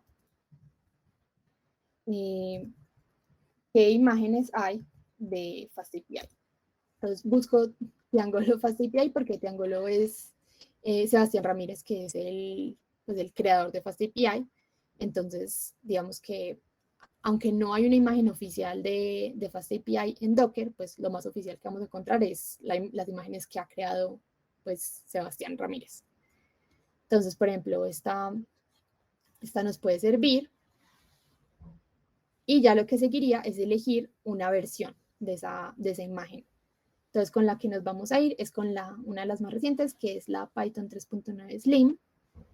Y listo. Entonces, esta va a ser la imagen que vamos a elegir.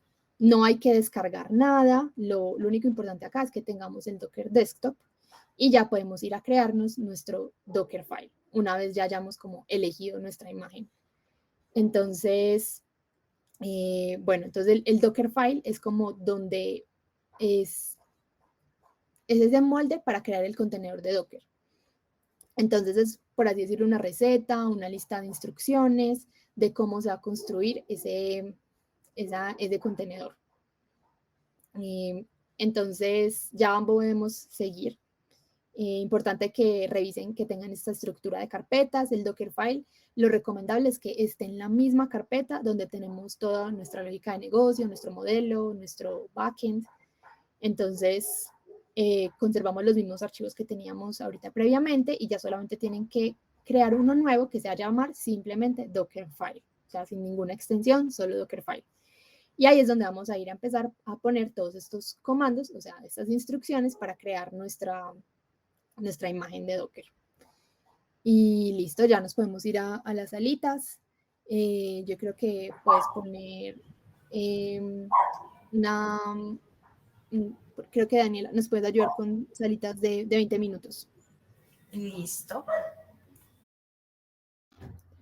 Hola muchachos, ¿cómo van? ¿Cómo les acabo de ir?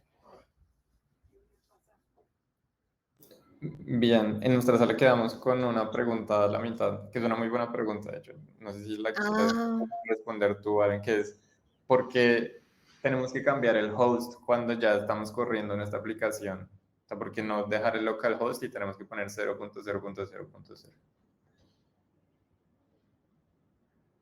Si quieres la contestas tú, pues si ya la estabas contestando. Sí, lo que les estaba diciendo es que esa es una forma de asegurarnos que nuestra aplicación va a correr en esa ruta y cuando estemos llamando la aplicación desde fuera del contenedor, sabemos que si llamamos a la ruta 0.0.0, no sé si ya dije los 4 ceros, y al puerto 80, sabemos que ahí va a estar nuestra aplicación. Si no especificamos el host, digamos, lo podemos dejar como localhost, pero podríamos tener problemas encontrando la ruta en la que está corriendo nuestra aplicación. Es más como una restricción que le ponemos a nuestra aplicación, como solo corra en esta ruta porque ahí es donde quiero que esté cuando yo la vaya a llamar. Si no la especificamos, pueden pasar que por configuraciones del container o cosas que no están en nuestro control, termine corriendo en otra ruta. Entonces es mejor siempre especificar la ruta en la que vamos a correr la aplicación. No sé si eso sí, es Lina. Me parece buena respuesta. Si les quedan dudas sobre eso, por favor, ahí en el Q&A.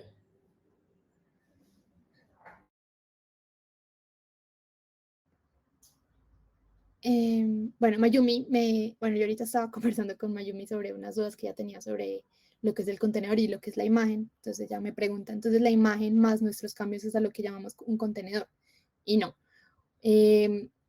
Bueno, como te estaba explicando Mayumi, el Dockerfile es como donde especificamos, sí, como esa receta para crear una imagen de Docker. Y ya les voy a mostrar. Es precisamente cuando nosotros... eso creo que va en el siguiente, luego del siguiente checkpoint. O sea, nosotros tenemos que correr este comando de Docker build para crear la imagen. Entonces, Este Docker build lo que hace es que se basa en el Dockerfile que acabamos de crear. Y ya luego va a haber otro comando que vamos a correr para crear el contenedor de Docker. Entonces, no, o sea, este Dockerfile es simplemente como esa receta para luego nosotros poder crear imágenes. Y ya luego van a seguir otros pasos, vamos a tener que correr otro comando para poder ejecutar ese contenedor. No sé si ahí ya te quedó como más claro, igual ya eso es como lo que sigue para el siguiente checkpoint. Listo. Bueno, ya como lo que sigue, pues sí ya, bueno, pues este checkpoint era como sencillito, simplemente es revisar que a todos nos haya quedado como el Dockerfile de esta forma, pues como podemos ver el Dockerfile es un archivo muy cortico, muy sencillo. Bueno, estos son todos los comandos que debemos estar incluyendo, acá está entonces la imagen en la que nos vamos a basar. Eso fue como porque nosotros quisimos como que partir de algo, pero uno podría como crear su imagen desde cero y poner todos los requerimientos desde cero, que utilice esta versión de Python, que utilice esta versión de FastAPI. Nosotros no tuvimos que poner en nuestros requirements todos esos temas de FastAPI o de Ubicorn, precisamente por la imagen que escogimos. Y ya los últimos cambios que tenían que hacer eran en el main, hacer este cambio acá en nuestro main, que es cambiar eso precisamente que estaba diciendo Carlos del puerto, y agregar acá esta parte del middleware, que ya ahí les hice como la clave importante para que nuestra aplicación pueda recibir solicitudes desde cualquier parte, desde cualquier dirección, que tal vez no es lo más seguro, pero mientras estamos en desarrollo está bien que lo dejemos así. Y ya lo que sigue, pues si este checkpoint era más sencillito, ya lo que sigue es que ustedes ensayen a correr, a crear la imagen y ya luego a crear el contenedor. Entonces, si quieres para este checkpoint, pues como en teoría es sencillito, yo creo que pongamos 10 minutos y ya si quedan dudas las resolvemos acá en el lugar general. Hola. Hola, yo quedé a mitad de respuesta otra vez.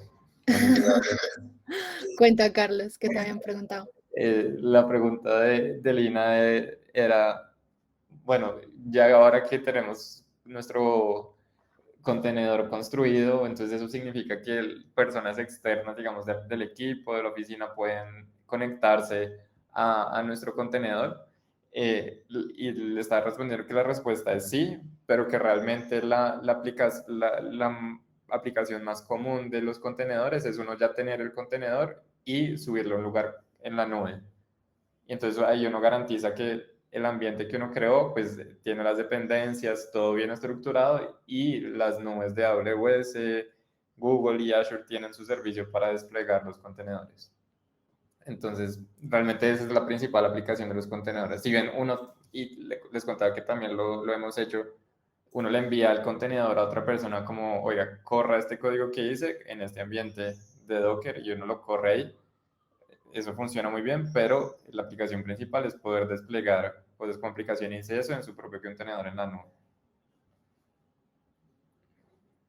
Si te queda alguna duda, Lina, o las personas que estábamos ahí en la sala, por favor, ahí en el Q&A pongan la contrapregunta. Desde que quedó claro. Y sí, se me hace que es súper buena pregunta porque, bueno, ahorita en teoría nuestro contenedor podría ser usado por cualquier persona, pero en realidad nosotros seguimos en nuestro entorno local. Entonces ya lo que vendría como a trabajo futuro es cómo hacemos ese despliegue pues, de Docker en una nube para que ahí sí cualquier persona en cualquier lugar pueda acceder a nuestra aplicación. Entonces, bueno, ya les voy a mostrar cómo quedaría el final de esta sesión. Bueno, ya para un checkpoint anterior habíamos creado nuestro Dockerfile, ya lo que sigue es simplemente que vamos a crear nuestra imagen de Docker, que como les había dicho, para eso se utiliza este comando del Docker build, y tenemos que especificar entonces cómo se va a llamar nuestra aplicación. Ahorita me hacían la pregunta si es que esto era un archivo y que no lo teníamos, y no. O sea, simplemente nosotros especificamos cómo queremos que se llame nuestra aplicación. En este caso, yo quise que se llamara la Taxi App. Entonces, simplemente lo copiamos, nos vamos para acá, para la terminal. Bueno, les quiero mostrar cómo está mi Docker Desktop. Como pueden ver, acá no hay ninguna imagen, está vacío. Entonces, lo que vamos a hacer es que lo vamos a crear. Puede que para algunos se les haya demorado, pero como yo ya lo he hecho varias veces, se me demora súper poquito. Pues miren, ahí ya, en teoría, ya creé mi imagen, ya me puedo ir a ver mi Docker Desktop, y como pueden ver, ahora ya sí me aparece que tengo mi imagen de la Taxi App. Entonces, listo, ya estamos a nada de poder entonces crear nuestro contenedor de Docker. Entonces, para crear el contenedor, como les decía, tenemos que utilizar un comando que es el Docker Run, que es el que nos permite crear los contenedores a partir de imágenes. Entonces, acá, pues, súper importante es entonces establecer como este enlace de los puertos. El 3000, entonces, es el puerto del host, y el 80 es el puerto del contenedor. Entonces, lo copiamos y ahora sí, vamos a crear nuestro contenedor.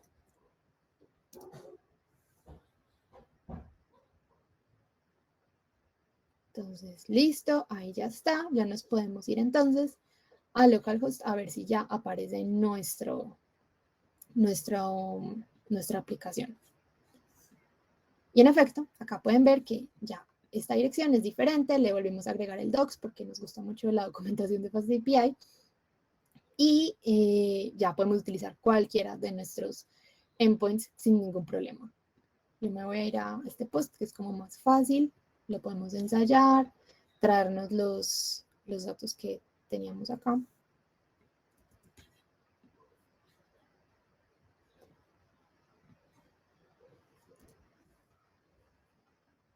Lo ejecutamos y ya, código 200 funcionó, tenemos nuestra predicción. Entonces, genial, como les digo acá, a simple vista puede ser que... ahí me escuchan, creo que... Escuchamos. Es que se me descargaron los audífonos. Bueno, como les decía, a simple vista, nuestra aplicación se ve tal cual, la misma que teníamos antes, pero hemos hecho algo independiente del entorno y del sistema operativo. Entonces, ahorita este contenedor va a poder funcionar en mi Mac y en cualquier otro computador de otra persona. Entonces, cuando ejecutamos, se está ejecutando localmente, pero desde su propio sistema operativo, desde el sistema operativo del contenedor de Docker. Y este Docker va a funcionar desde cualquier sistema operativo, cualquier entorno, siempre que tengamos el Docker Desktop. Y ya ahí está. Lo que seguiría, como les dije, qué cosas podríamos hacer si alguien como que quiere dar la milla extra. Por ejemplo, ya luego hacerle un front a nuestra aplicación, porque ahorita pues no es el front más bonito de la vida. Les recomiendo, por ejemplo, usar Streamlit. Es muy fácil, muy sencillo, muy intuitivo para hacer como el front de nuestra aplicación, que se vea como más amigable para los usuarios. Y ya también lo que seguiría pues es poder desplegarlo en la nube para que ahí sí cualquier persona pueda hacer uso de esta aplicación. Y ya así concluiría nuestra sesión. No sé si tienen alguna pregunta extra, la pueden poner en la sección de Q&A.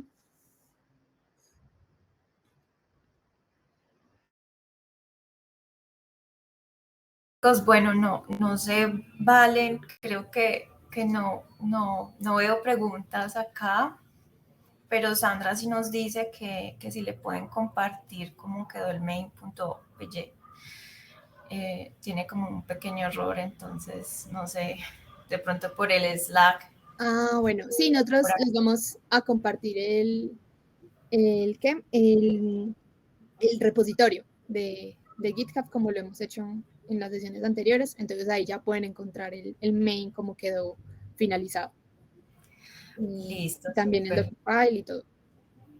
Listo. Bueno, también, chicos, antes de que finalicemos y ya demos como las palabras de agradecimiento, chicos, por favor, vamos a ir a este Miro, donde vamos a escribirles a los profes y a todo el equipo que hizo parte de estos espacios, pues esas palabras como de agradecimiento, cómo se sintieron. Les voy a compartir un momentico mi pantalla para que miremos cómo es. La idea es que entren al Miro y en cada cuadrito pues ustedes puedan escribir cómo se sienten ya finalizando estas 3 sesiones. Gratitud hacia los profes. Y bueno, también mientras lo van llenando, recordarles que es muy importante que puedan completar este formulario que Chari nos comparte en el lateral, en los mensajes del lateral derecho, con el fin, 1, de identificar si quedaron claras los puntos de las sesiones, 2, conocer el repositorio de GitHub que cada uno de ustedes creó. Muy importante, aquí hago la cuña que con base en eso vamos a tener una estrategia de mentorías que más adelante les vamos a compartir, les vamos a enviar la información, pero va a ser en la medida en que ustedes puedan completar ese formulario para nosotros tener como claridad de cómo nos fue en estos espacios, si logramos hacer los ejercicios o donde tuvimos ciertas dudas. También por Slack, la idea es que nos sigamos organizando. Vimos que esta semana se reunieron algunos de ustedes a estudiar y a repasar con esa invitación que lo sigan haciendo. Sabemos que esta sesión también estuvo retadora, pero es muy valiosa, entonces aprovechar el espacio, los espacios que podamos tener con Slack. Los profesores seguramente nos van a estar ayudando solucionando dudas. Por ejemplo, yo tengo 1500 dudas porque me perdí en una partecita, entonces voy a estar escribiéndoles. Entonces, aprovechar ese espacio. Y finalmente, chicos, pues agradecerles un montón al equipo de Factor y a las líderes de Data Science que hicieron posible este espacio. De verdad, lo disfrutamos mucho, nos medimos, vimos temas que de pronto conocíamos, habíamos escuchado, pero realmente no lo habíamos como practicado. Yo creo que eso es un insumo de valor para todo lo que estamos aprendiendo y seguramente los que estamos aquí en ese momento pues nos vamos felices, obviamente con dudas, pero con esa semillita de conocimiento que es finalmente una de las cosas que queremos hacer, que tengamos esa semillita que nos ayude a actuar, a mejorar nuestros conocimientos y pues avanzar en este proceso. Agradecerles un montón y bueno, chicos, no sé, de pronto si alguien quisiera como compartirnos algo, de pronto uno de los becaditos que quiera contarnos cómo se sintió, qué se lleva esta experiencia y yo creo que podemos finalizar el espacio. No, yo también me uno a los agradecimientos de Dani, de verdad que es súper valioso todo lo que hicieron, chicos. Muchísimas gracias y muy chévere trabajar con ustedes. Sí, maravilloso. También ahí pues agradecerles por la guía, que la guía nos queda también como para poder repasar, interiorizar y yo creo que, vuelvo y digo, será un insumo súper valioso para todos nosotros.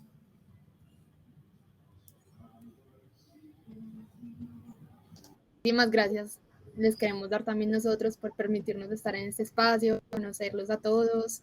De verdad que ha sido como una experiencia muy, muy gratificante como enseñarles, porque todos han sido súper activos, siempre han habido como muchos participantes y hasta el final y no les da miedo preguntar. Creo que eso es lo más importante, pues que uno cuando se enrede o se confunda, pues que no quedarse callado y como, ay, no voy a poder, sino como, no, pues no me da, pero lo puedo resolver y pido ayuda y pues esas son las personas que, pues sí, que al final la logran, las personas que no les da miedo preguntar, buscar ayuda. Y pues es lo que más me ha gustado como de esta comunidad, de que todos son como súper activos como en su proceso de aprendizaje. No son ahí como, ay, bueno, que me den las cosas, sino como que en serio se apropian pues del conocimiento que están aprendiendo, se atreven a hacer cosas difíciles, que obviamente es algo retador y eso pues es una habilidad demasiado necesaria en este campo de la ciencia de datos, del desarrollo de software, que nos haga que normalicemos como esa incomodidad de no saber las cosas y de que no nos funcione, que se nos dañe la dependencia. Eso a todos nos pasa todos los días, es súper común. Entonces, no, felicitaciones a todos por llegar hasta el final de las sesiones y y cuentan con nosotros ahí pues en el canal. Perdón si esta semana no estuvimos muy atentos, pero queremos en serio acompañarles para terminar de estos recursos. Y como les comentaba Daniela, nos gustaría luego de pronto tener la oportunidad de hacer unas mentorías para ayudarles más, como de una forma más personal en esa ruta que tienen hacia el rol que más les guste en el equipo de ciencia de datos. Todo el tiempo súper bienvenidos en Factor, en serio que seríamos demasiado felices de encontrarnos con ustedes y trabajar con ustedes. Son personas muy tesas. Y nada, si quieres, Carlos, no sé si tienes algo para agregar. No, vale, creo que más no puedo decir de lo que acabas de decir. Nada más que muchas gracias a todos por venir, de verdad fue una experiencia muy enriquecedora para nosotros también. Pero ya todo lo dijiste, ¿vale? Por los mensajes de Emilio, está muy linda esa iniciativa, están súper bonitas. Igual equipo Factor, nosotros les vamos a enviar ese pantallazo para que ustedes lo tengan allí y puedan leer en detalle. Aquí por el chat también les están escribiendo pues como mucho amor. Ya iba a decir eso. Y muchas gracias, no, están felices, entonces no, créanme que les vamos a compartir esos mensajes y no, finalmente agradecerles, gracias a los asistentes porque sabemos que un sábado es difícil, pero vemos como esa constancia y eso nos va a llevar muy lejos y bueno, aprovechar al equipo que de verdad tuvo toda la disposición para enseñarnos. Entonces yo creo que damos por finalizado el evento. Bueno, no sé si alguien más del equipo quiera darnos como sus últimas palabras o ya podemos finalizar. Yo, pues como lo dijo Valen, el canal de Slack sigue abierto, pueden seguir participando por ahí para completar ese ejercicio. Sin embargo, pues todo el material está en YouTube, el YouTube es abierto para todo el mundo. Entonces, si también sienten que a alguien le puede servir esto que aprendieron, pues le pueden compartir los videos y el recurso del YouTube. Y seguramente también les va a servir. Nosotros también le haremos publicidad más adelante en redes, vamos a organizarnos pues con el equipo de Factor, pero si desde ya se lo quieren compartir a alguien, con toda confianza, desde ya está público en YouTube. Bueno, gracias Charito por eso. Siguen escribiendo que mil gracias chicos y bueno, damos por finalizado el evento. Entonces, un abrazo para todos. Adiós, que estén bien. Chao. Que estén muy bien, hasta luego, chao.